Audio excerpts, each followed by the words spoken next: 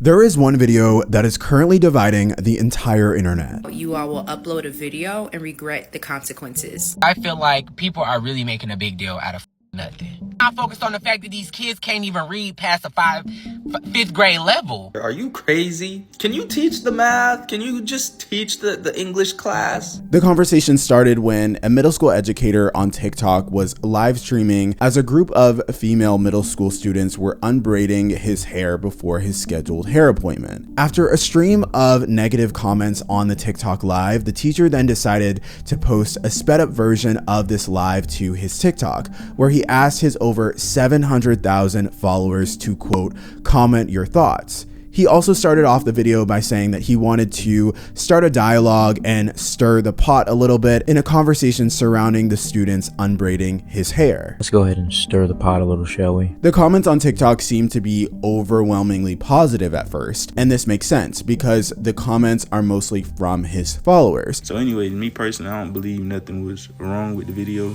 You know, he was out in the opening. It ain't like he had one student, one girl ducked off by himself and her. The dude is, you know, an outstanding guy, stand-up guy.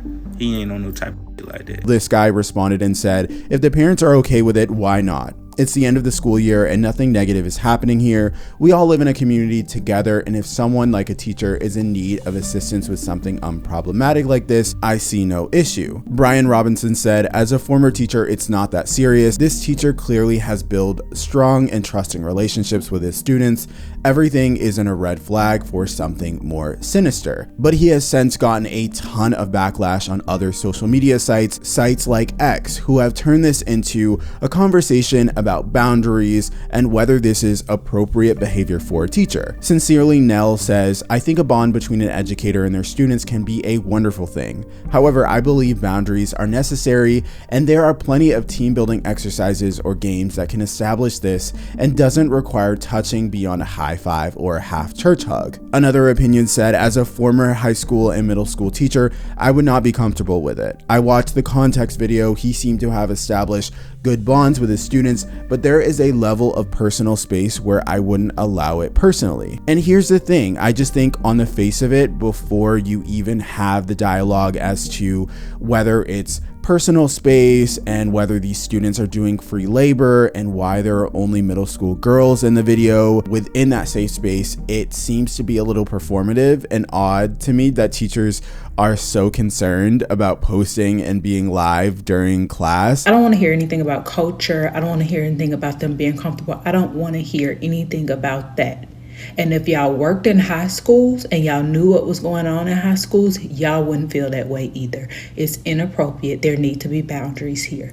And I don't care about him being a man. It's inappropriate if he's a man. It's inappropriate if he's a woman. It's inappropriate if he's white and he's black. Y'all keep bringing up these scenarios of, oh, my white teacher, my woman teacher, if it was a blah, blah, blah, blah, blah. It's inappropriate no matter what or who it is. I think that sometimes you all upload a video and then you're like, okay, I could be the main character for the internet real quick, get some follows, maybe start a discourse, and then the internet will move on. The internet never moves on. There will always be a section of the internet talking about the same thing. As to the actual what was happening in the video, I'm a former teacher of 5 years, and I have had colleagues that are men that request another teacher in the room when they are dealing with another female student because that's how much they love their job. It's inappropriate. It is. You're twisting a video. No, we're watching with our own eyes. Servitude. That's the other factor, right? I read a tweet, don't know how true it is, that his job is now in question, which should have been the first thing that came to his mind. But again, so many people are obsessed with views and clicks that y'all don't think of your own livelihood. His original video says he dropped it in the group chat and it was an issue and he wanted to bring it to the internet. So he knew what was going to happen. He knew it was going to start a conversation. Did he know he was going to cost him his job? We'll see. No shade, but I didn't even know that teachers were posting this style of content on TikTok. This has definitely opened a whole Pandora's box for me, a whole new world, because I didn't know that teachers were trying to go viral like this. I didn't know that teachers were becoming influencers, but I guess it makes sense in this day and age.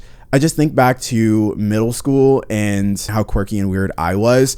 And I couldn't imagine being posted like these students are being posted on social media, only to maybe 2 to 3 years after that probably want to evaporate. It does seem like he is really good at it. And over 700,000 followers are currently watching his content. Now, of course, in the day and age of social media, the backlash and the responses to this video and this content on social media have been swift. An ex-user by the name of Breezy posted a response to this video, and she said, quote, "I'm watching this and didn't even realize that's my little sister in the background. She said that he's her favorite teacher, but today they were all forced to write statements and he may get fired." In an 8-minute rant, the teacher responded to a user who essentially said, "I'm curious if you would allow your daughter to do something like this." And his general response was that his students are his literal kids and he would never harm them or want to put them in harm's way. He would never do anything that would jeopardize them and make them feel uncomfortable. I'm rooted enough in my morals and ethics that in the rare case a student does overstep the boundaries that's there, because people are saying, oh, there's no boundaries because he was getting his hair done. Bro, I got boundaries. You need to have boundaries just as a human, but hair, bro, it's hair. But in the rare case a student does overstep a boundary, it is my duty, it is my obligation to correct the behavior. He said that he trusts his students and they trust him. He supports Black businesses and his kids' professional dreams of working in cosmetology, hence the reason why he let them take his hair down on a Friday. There was nothing about it, in his opinion, that was sinister or a red flag, but people obviously are making it out to be that way, and he blames them and their frames of mind for twisting this into something that it is not. But again, some of our views of professionalism is stuck in the late 1900s. These are the same people that think like, oh, you're not going to get a job if you got tat. This whole hair video is going to cause some people to be like, oh, where's that? That's weird. But again, it's very telling of your own state of mind. For you to watch a video like that, literally had the camera set up, protect myself, protect my students. What I find most interesting, though, is he said that he has received not only support from other teachers in his school and the principal of his school, but he has also received support from the parents of the students that are featured in his TikTok videos. The parents have signed waivers in order to feature their students in the videos.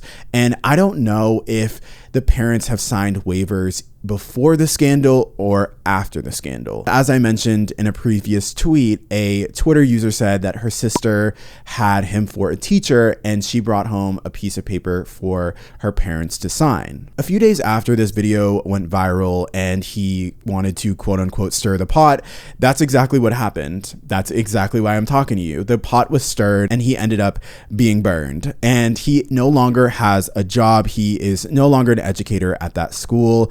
And this all sounds so insensitive. But since then, he has posted several videos, of course, to his TikTok page where he has talked a little bit more about not only his current thoughts, but some of the support that he has been receiving since he has been on leave and now without a job. These are kind of hard to watch, especially the first one.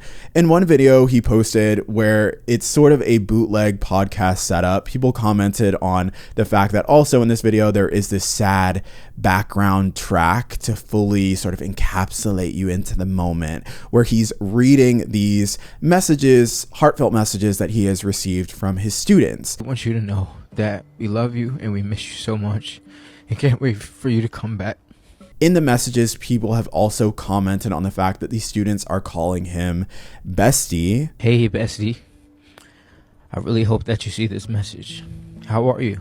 They're also saying things like love you and being very affectionate towards this teacher that they do apparently love. Love you, missed you. Love you, miss you. And this video is so uncomfortable in between the Tyler Perry acting and him getting choked up and at certain points not looking like he's able to go on.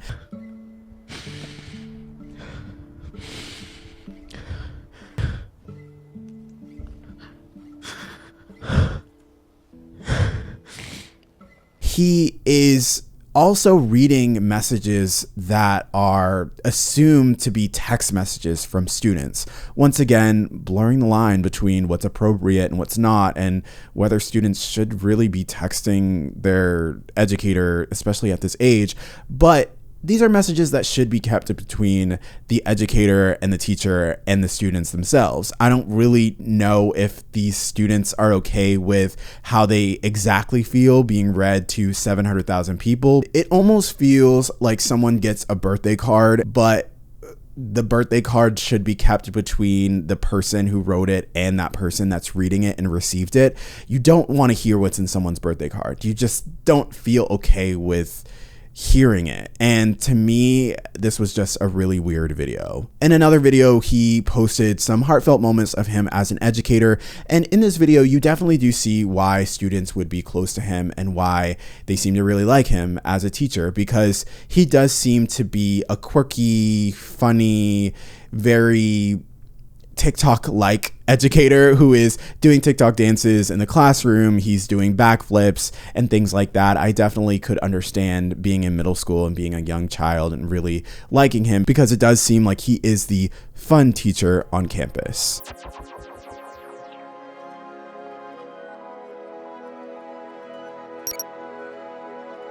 Having your students in your classroom doing labor for you and trying to start this conversation and stir the pot with the internet just is not something you should be doing as an educator. It is not your place to do this. I think that on the face of it also, yeah, it's harmless. He is creating a space for students to be themselves, but students all have different backgrounds. They all have feelings and different situations that they've been in. And one student doing your hair and your nails may be harmless to you, but on the other hand, for another student, it might have a different meaning. It might mean something else. As a teacher, as an educator, you should have that sort of discernment to know, okay, for one kid, this might mean something. Maybe it might mean something else for another kid, even though I know that's not what his mind originally went to. As an adult, you should know the internet is not going to let you in. The internet is an unforgiving place as well. And as you can see in this case, people are not okay with you starting conversations that have anything to do with children, especially conversations that make people uncomfortable. I think that this is what happens when you incentivize absolutely everyone for posting content nowadays. I feel like eventually, most of the time, what happens is when influencers get a certain number of followers and they get a certain bigger head, they start to feel like they are otherworldly with the thoughts and opinions that come in their brain, and they just want to spew it out to the internet. I'm sorry, but I've watched a ton of this guy's videos, and I feel like a lot of what he says is, what do Caucasians say? Hogwash. He's just stringing some words along, and he is starting a dialogue and a conversation about this student doing his nails, for instance. And in this video, he is talking about how his sexuality is comfortable to him. Not only is his student a girl and she wants to go into cosmetology, but him being a man is okay with his sexuality, so he's okay with getting his nails done. And to me, it's like, okay, I kind of understand where you're going. I get that. I know there are some straight men out there that are not okay with getting their nails done. They think it's feminine or whatever. But he just goes on and on and on and on. He's having this long, drawn out conversation about this one topic. And eventually it just gets to a point of no return. The fact that you made a fool out of yourself several times in the comment section leads me to believe that you still got a lot of unpacking to do. And there's just these long, strung out soliloquies and sentences. If I need my hair taken out and my school's hairstylists are willing to do it, I'm going to let them do their thing every single time. Sort of like how I'm doing now. He has felt like over time, I'm sure his audience has had his back, and he felt like now was the time for him to start another in-depth conversation about a topic that a lot of people probably haven't wanted to talk about, and rightfully so, because it shouldn't just be happening in the classroom regardless. As a teacher, as an educator, I feel like it's your responsibility and your duty, above being an influencer, above starting these deep philosophical conversations with the internet, with your students who are in a vulnerable position to begin with. You are there to teach. You're there to provide knowledge and to be an inspiration or whatever to these kids. And you shouldn't really be posting on TikTok and focusing on going viral when you have kids that are this impressionable and you have a job that you're there to do. And I just feel like the lines are so blurred with this man, and they seem to have been blurred for a while. And unfortunately, when you stir the pot with the internet, you end up getting burned. And that's what has happened to him in this case and in this instance. There's just so much to unpack with this conversation, but it all depends on how you feel about it. If you feel on one hand that there is nothing to see here and this is totally normal, there is nothing beyond just hair and culture, that's one thing. But if you feel like he is an educator and he's there to educate and he shouldn't be posting this type of content and he shouldn't even be doing this in the classroom, there's a lot to unpack. But speaking of, I want to start a dialogue with you in the comment section down below. I want to hear your thoughts. Drop down below and let me know which side you're on. Let me know what you think. I want to hear what you have to say, and I will see you guys in my next video. Bye, guys.